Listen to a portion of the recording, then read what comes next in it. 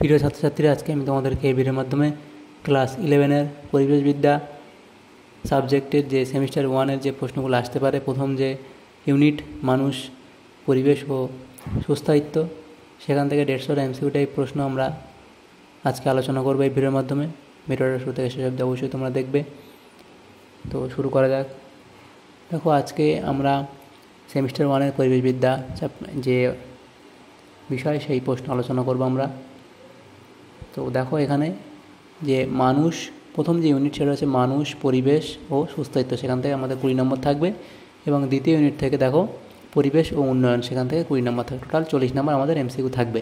তো আজকে আমরা এই যে এখান থেকে এই 8 অবধি যে প্রত্যেকটা আছে, এগুলো আমরা আজকে আলোচনা করবো। এই 8টা এখান থেকে যে প্রশ্নগুলো তোমাদের আসতে পারে, MCQ টাইপ প্রশ্ন, এবং পরবর্তীতে পরবর্তী এগুলো আলোচনা করে দেবো আমরা। তো তোমরা আমাদের চ্যানেলটাকে অবশ্যই সাবস্ক্রাইব করে রাখবে, তাহলে পরবর্তী যখন যে ভিডিও আমরা আপলোড করব পরবর্তী ইউনিটে, সেটা তোমরা পেয়ে যাবে প্লে লিস্ট থেকে।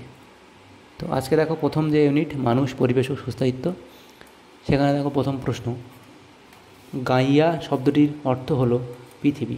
দ্বিতীয় প্রশ্ন, ভূপৃষ্ঠ সংলগ্ন কোন গ্যাসটি বায়ুমণ্ডলের তাপমাত্রার বৃদ্ধি ঘটায়? Carbon dioxide. নেক্সট প্রশ্ন, বায়ুমণ্ডলের বৈশিষ্ট্য হলো এটি পৃথিবীর তাপের সমতা ঠিক রাখে। নেক্সট প্রশ্ন, বায়ুমণ্ডলের কার্বন ডাইঅক্সাইড শতকরা পরিমাণ হলো 0.03%। নেক্সট প্রশ্ন, বায়ুমণ্ডলের কোন গ্যাসটি মানুষের বেঁচে থাকার জন্য আবশ্যিক? সেটা অক্সিজেন। নেক্সট প্রশ্ন হচ্ছে কি, দেখো, বায়ুমণ্ডলে কোন গ্যাসের পরিমাণ কমে গেলে পৃথিবী ঠান্ডা হয়ে যাবে? Carbon dioxide. নেক্সট প্রশ্ন, বায়ুমণ্ডলের নিম্নতম স্তরটি হলো ট্রোপোস্ফিয়ার। নেক্সট প্রশ্ন, ক্ষুব্ধমণ্ডল নামে পরিচিত বায়ুমণ্ডলের স্তরটি হলো ট্রোপোস্ফিয়ার। নেক্সট প্রশ্ন, ক্ষুব্ধমণ্ডল ও শান্তমণ্ডলের মধ্যবর্তী সীমারেখাকে বলে ট্রোপোপজ। নেক্সট প্রশ্ন, স্ট্র্যাটোস্ফিয়ারকে শান্তমণ্ডল বলার কারণ হলো কি? এই স্তরে মেঘ, ঝড়, ঝঞ্ঝা এবং বজ্রপাত এগুলো হয় না বলে একে আমরা শান্তমণ্ডল বলতে পারি। নেক্সট দেখো, ট্রোপোপজের বিস্তৃতি কতটা? 3 কিলোমিটার। বায়ুমণ্ডলের কোন স্তরের মধ্যে দিয়ে এরোপ্লেন চলাচল করে বা এরোপ্লেন চলে? সেটা হলো স্ট্র্যাটোস্ফিয়ার।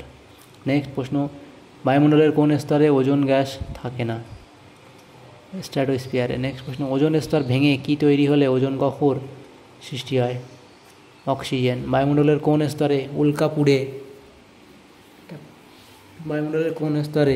উল্কা পুড়ে ছাই হয়? এটা হবে মেসোস্ফিয়ার। নেক্সট প্রশ্ন, বায়ুমণ্ডলের কোন স্তরে বায়ু আয়নিত অবস্থায় থাকে? এটা হবে থার্মোস্ফিয়ার। নেক্সট প্রশ্ন, মেরু যদি দেখা যায় বায়ুমণ্ডলের কোন স্তরে? আয়নোস্ফিয়ারে। আবহাওয়া সংক্রান্ত অধ্যয়নকে বলে মেটেওরোলজি। পৃথিবীতে মোট লবণাক্ত জলের শতকরা পরিমাণ প্রায় 97%। সমুদ্রের জলে যে লবণের পরিমাণ সর্বাধিক সেটি হলো সোডিয়াম ক্লোরাইড। নেক্সট প্রশ্ন, সিউইড কি উৎপাদনে কাজে লাগে? আঠা, ওষুধ ও ভিটামিন। সজীব প্রোটোপ্লাজমে মোট কত শতাংশ জল থাকে? 80 থেকে 90%। প্রাণীদেহে কত শতাংশ জল থাকে? 70 থেকে 80% জল থাকে। অশ্বমণ্ডলের বৈশিষ্ট্য হলো সীমা ও শিয়াল স্তর দুটি নিয়ে ভূত্বক গঠিত হয়। সীমা স্তরটির উপাদান হলো সিলিকন ও ম্যাগনেসিয়াম। শিয়াল ও সীমার মধ্যে সংযোগ লেখা হলো অনুরাড বিযুক্তি রেখা। যে মাটির বায়ুধারণ ক্ষমতা সবচেয়ে কম সেটি হলো এঁটেল মাটি। নেক্সট প্রশ্ন, কোনটি জৈব উপাদান? ব্যাকটেরিয়া। ফনা হলো প্রাণী জগৎ। শিয়াল ও সীমার মধ্যে সংযোগ রেখা হলো কনরাড বিযুক্তি রেখা। নেক্সট, নিজ দেহে খাদ্য উৎপাদনের সক্ষম জীবকে বলে অটোট্রফ। ট্রান্সফর্মার এর উদাহরণ হলো নাইট্রিফাইং ব্যাকটেরিয়া। খাদ্য শৃঙ্খলে শক্তির প্রাথমিক উৎস কোনটি? সূর্যালোক। ধান প্রধানত পৃথিবীর কোথায় চাষ হয়? উষ্ণমণ্ডলের দেশগুলোতে। বাস্তুতন্ত্রের শক্তি প্রবাহ সংক্রান্ত 10% সূত্রটি প্রবর্তক হলেন লিন্ডম্যান। অচিরাচরিত শক্তি হলো সৌরশক্তি ও বায়ুশক্তি। প্রাকৃতিক সম্পদের অপব্যবহারের ফলে কি বিঘ্নিত হয়? মানুষের জীবনযাত্রা। জনসংখ্যা বৃদ্ধি নিয়ন্ত্রণের উপায় হলো বাল্যবিবাহ রোধ, জন্ম নিয়ন্ত্রণ পদ্ধতির ব্যবহার। মানুষ প্রথম কোন অঞ্চলে কৃষিকাজ শুরু করে? এটা হবে নদী অববাহিকা অঞ্চলে। পশুপালনের ফলে মানুষ কোন ক্ষেত্রে সুবিধা লাভ করেছে? কৃষিকাজে, পরিবহনে, পশুজাত দ্রব্য উৎপাদনে। মানুষ প্রথম কোন অঞ্চলে পশুপালন করতে শেখে? পশ্চিম এশিয়ার পাহাড়ি অঞ্চলে। সবুজ বিপ্লব কিসের সঙ্গে সম্পর্কিত? কৃষিকাজ। ভারত সরকার কত সালে গ্রিন রেভলিউশন প্রকল্প প্রবর্তন করে? 1965 খ্রিস্টাব্দে। সবুজ বিপ্লবের জনক কাকে বলা হয়? এটা হবে নরমান বোরলককে। বীজ বসানোর জন্য কোন যন্ত্রটি ব্যবহার করা হয়? এটা হবে সোয়িং মেশিন। ক্যাড এর পূর্ণরূপটি হলো কমান্ড এরিয়া ডেভেলপমেন্ট। কফির উৎপাদন বৃদ্ধির সঙ্গে সম্পর্কিত হলো বাদামি বিপ্লব। নীল বিপ্লবের সঙ্গে যুক্ত সেটা হচ্ছে মাছের উৎপাদন বৃদ্ধি। গোলাপি বিপ্লবের সঙ্গে যুক্ত সেটা হলো চিংড়ি। কিসের অধিক উৎপাদনে সোনালী বিপ্লব নামে পরিচিত? এটা ফল ও মধু। নেক্সট প্রশ্ন দেখো কি বলা আছে। গরুকে গোমাতা হিসেবে পুজো করার উদ্দেশ্য হলো গোহত্যা বন্ধ করা। পবিত্র বনবিথি কি? অরণ্যের অঞ্চল যেখানে গাছকে দেব দেবীর মতো পুজো করা হয়। কোন রাজ্য সর্বাধিক পবিত্র বনবিথি রয়েছে? হিমাচল প্রদেশে। ওরান কি? রাজস্থানের আদিবাসীদের পবিত্র বন। দক্ষিণ রায় পুজো কোথায় করা হয়ে থাকে? উত্তর ভারতে। বৃহৎ সংহিতা কার লেখা? বরাহ মিহিরের লেখা। সাইলেন্ট ভ্যালি কোথায় অবস্থিত? এটা হলো কেরলে। কত সালে চিপকো আন্দোলন হয়? 1973 সালে। চিপকো আন্দোলন কোথায় হয়? এটা হলো উত্তরাখণ্ডের গাড়োয়াল হিমালয়ে। হাঁসকে কোন দেবীর বাহন হিসেবে পুজো করা হয়? সরস্বতী দেবীর বাহন হিসেবে পুজো করা হয়। ভারতে কতগুলি উপভাষা প্রচলিত আছে? 300 এর বেশি। রিগনাই পোশাকটি কোন রাজ্যে পরা হয়? ত্রিপুরা। আন্তর্জাতিক মাতৃদিবস কবে পালিত হয়? মে মাসের দ্বিতীয় রবিবারে। ইগলু কি? বরফের ঘর। ইসলাম ধর্মাবলম্বী মানুষদের উৎসবগুলি কি কি?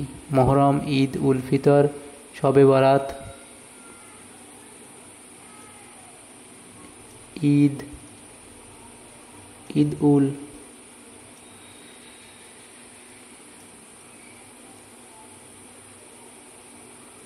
উল আদহা বা ঈদ উল আজহা। নেক্সট প্রশ্ন। পপুলস কথার অর্থ হলো জনগোষ্ঠী। জনগোষ্ঠী কি? কোনো ভৌগোলিক এলাকায় একক ক্ষেত্রে বা আয়তনে থাকা কোনো প্রজাতির সংখ্যাকে বলে। ভূপৃষ্ঠের কোন অঞ্চলে মানুষের বন্টনগত তারতম্য সূচক হলো লোক ঘনত্ব বা মানুষের জনঘনত্ব।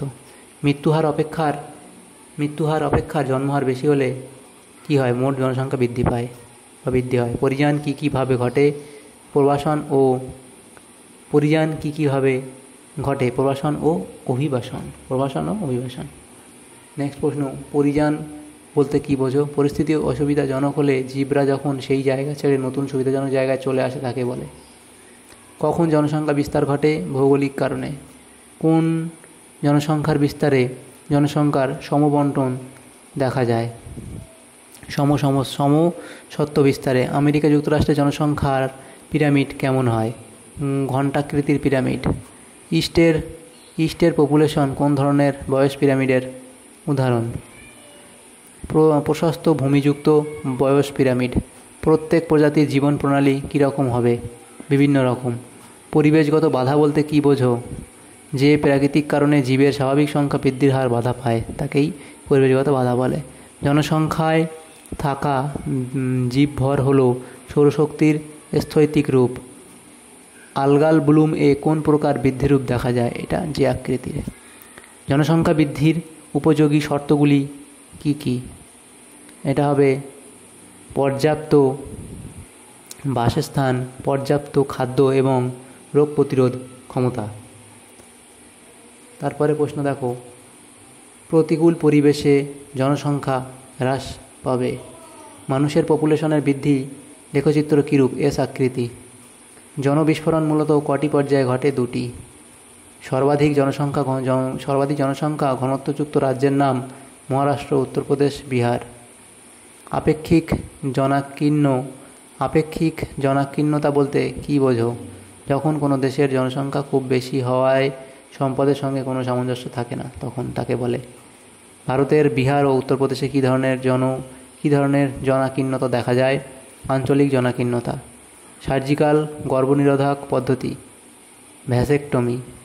একটি রাসায়নিক গর্ভনিরোধক পদ্ধতি হলো আইইউডি। স্পার্মিসাইড পদার্থগুলির প্রকৃতি কীরূপ? রাসায়নিক। স্থায়ী জন্ম নিয়ন্ত্রণ পদ্ধতি হলো টিউবেকটমি। নেক্সট প্রশ্ন, এমটিপি পদ্ধতির ভারতবর্ষে চালু হয় কত সালে? 1971 সালে। পরিবার পরিকল্পনা কর্মসূচি গ্রহণ করা হয় কত সালে? 1952 সালে। পৃথিবীতে জনসংখ্যা বৃদ্ধি ঘটে গুণোত্তর হারে কত সালে? ইন্দিরা আবাস যোজনা চালু হয় 1985 সালে। জনসংখ্যা বৃদ্ধির ফলে কৃষি জমির সম্প্রসারণ এর কারণে যা ঘটে অরণ্য ধ্বংস, মৃত্তিকা ক্ষয়, জীববৈচিত্র্য হ্রাস। সিএফসি এর উৎস হলো রেফ্রিজারেটর, প্লাস্টিক কারখানা ইত্যাদি। স্টোন ক্যান্সারের প্রত্যক্ষ কারণ হলো অ্যাসিড বৃষ্টি। এফএসআই এর পুরো কথাটি হলো ফরেস্ট সার্ভে অফ ইন্ডিয়া। জৈব অস্ত্র হলো ব্যাকটেরিয়া, ভাইরাস, ছত্রাক প্রভৃতি অণুজীবের সংমিশ্রণে তৈরি অস্ত্র। মৌচাকি প্রশাসনের ক্ষুদ্রতম একক।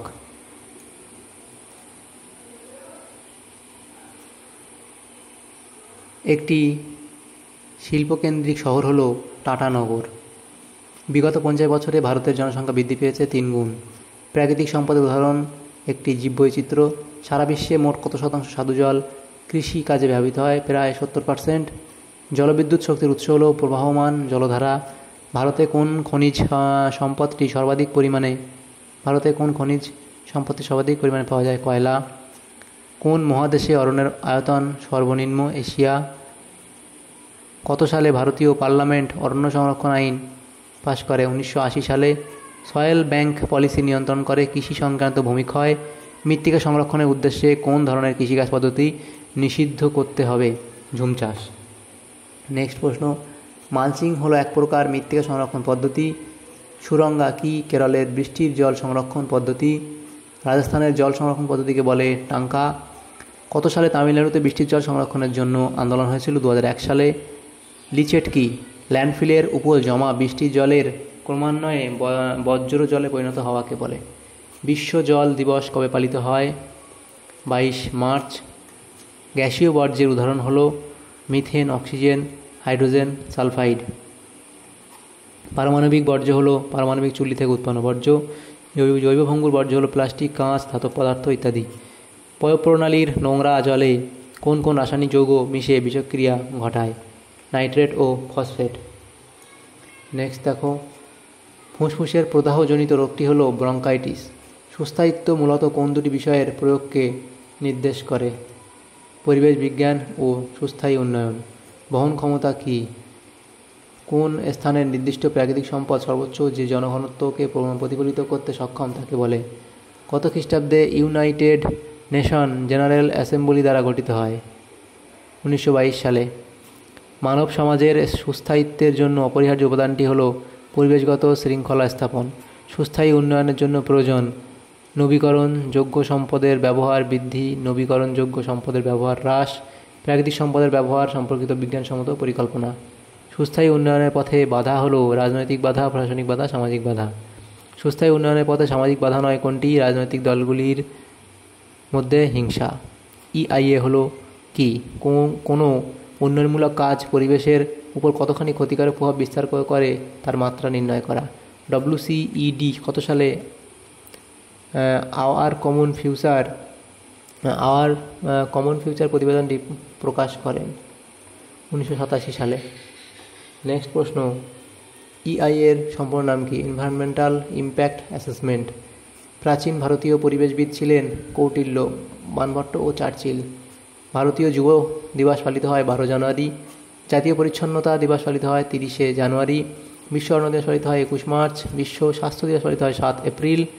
বিশ্ব পরিবেশ দিবস পালিত হয় 5 জুন। বিশ্ব রক্তদান দিবস পালিত হয় 14 জুন। বিশ্ব যোগ দিবস পালিত হয় 21 জুন। বিশ্ব প্রাণী কল্যাণ দিবস পালিত হয় 4 অক্টোবর। নেক্সট দেখো, এলপিজি এর পুরো কথাটি হলো কি? Liquefied petroleum gas. জিডিপি পুরো কথাটি হলো গ্রস। জিডিপির পুরো কথাটা কি? সেটা হলো গ্রস ডোমেস্টিক প্রোডাক্ট। জিএইচজি পুরো কথাটি হলো গ্রিন হাউস গ্যাস। এইচআইভি এর পুরো কথাটি হলো হিউম্যান ইমিউনোডেফিসিয়েন্সি ভাইরাস। ইউনিসেফ এর পুরো কথাটি কি? United Nations international children's emergency fund. ICMR পুরো কথাটি হলো Indian council of medical research. NEPA এর পুরো কথাটি হলো national environmental policy act. LPG এর পুরো কথাটি হলো লিকুইফাইড পেট্রোলিয়াম গ্যাস, আচ্ছা দুবার হয়ে গেছে এটা, বাদ দাও।